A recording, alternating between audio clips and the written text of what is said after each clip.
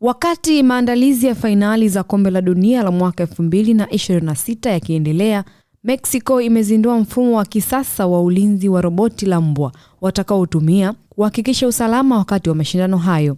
Wizara ya Ulinzi ya Mexico imeonyesha teknolojia mpya ya kijeshi ikiwemo mbwa roboti, vifaa vya kuzima mawimbi ya redio, bunduki maalum za kudhibiti droni ili kukabiliana na mashambulizi ya anga.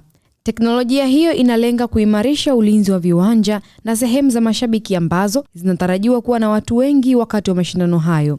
Roboti la mbwa litahusika kufanya doria, kukagua maeneo hatarishi na kusaidia kazi za ulinzi kwenye sehemu ambazo ni ngumu kufikiwa na askari wa kawaida. Mexico ni mmoja wa wenyeji watatu pamoja na Marekani na Canada, ambapo mechi zitakazocheza katika miji ya Mexico City, Guadalupe na Monterrey. Viongozi wa nchi hiyo wamesema lengo la kuleta teknolojia hiyo ni hali ya juu ya kuhakikisha wageni, wachezaji na mashabiki kutoka duniani kote wanapata uhakika wa usalama wa kiwango cha juu wakati wote wa mashindano.